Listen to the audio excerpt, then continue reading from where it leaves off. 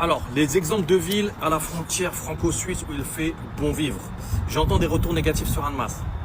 Ça me fait mal au cœur puisque c'est ma ville, c'est la ville où je suis né et c'est la ville où j'ai grandi. Néanmoins, si vous voulez vous installer du côté de chez nous et que vous voulez rester vraiment proche de la frontière, j'entends par là un cercle de maximum, on va dire 5-10 km maximum. Les villes que je vous conseille le plus, côté Haute-Savoie. Vous avez en premier Villagrand. Villagrand, c'est quasiment collé à Annemasse, mais il y a un petit côté un peu plus tranquille, on va dire. C'est une ville aussi dortoir, il n'y a pas grand chose à faire, mais c'est une ville vraiment tranquille. Il y a beaucoup de programmes neufs, donc des immeubles et des appartements en bon état. Et c'est très bien desservi parce que la gare est à côté, vraiment collé pratiquement à Villagrand. Donc ça, c'est plutôt pratique. Ça, c'est la première chose. Ensuite, vous avez dans les villes que je peux vous conseiller, Vetramontou, Kramstad. Je les compte à son côté l'une à l'autre.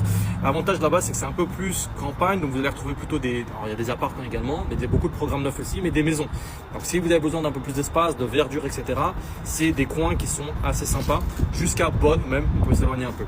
Après, si vous voulez vraiment vous éloigner un petit peu plus, vous avez toutes les villes à côté, donc c'est-à-dire par exemple Fillinges, Fuensala, etc. Mais là, on commence déjà un petit peu à s'éloigner, il vous faut absolument une voiture et vous n'avez pas des transports aussi bien desservis.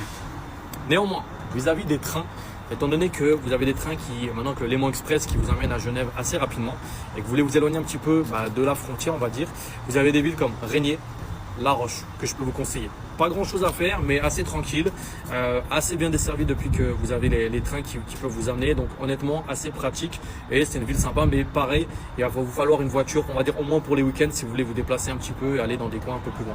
Maintenant, si vraiment vous voulez vous éloigner, que vous avez un budget un petit peu plus conséquent, surtout au budget, on va dire voiture, Annecy. Directement, je vous conseille Annecy pour la simple et bonne raison que c'est une plus grande ville, beaucoup de choses à faire, un joli lac, c'est sympa comme tout. On a un peu de tout. Depuis qu'ils ont fait aussi le grand Annecy, c'est-à-dire avec toutes les villes aux alentours, Sénaux, Annecy-le-Vieux, etc. C'est assez pratique et c'est assez sympa. Ça, je peux vous le conseiller.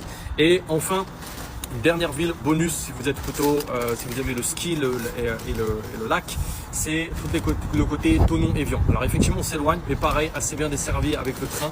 C'est un petit peu plus long, mais après, il faut savoir ce que vous voulez.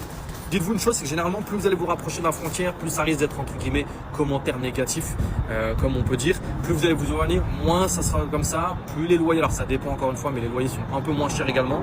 C'est assez bien desservi aussi, mais ça prend plus de temps. À vous de voir ce que vous voulez. Vous ne pouvez pas avoir le beurre, l'argent du beurre et la crémière. C'est à vous de choisir. Bonne chance, prenez soin de vous.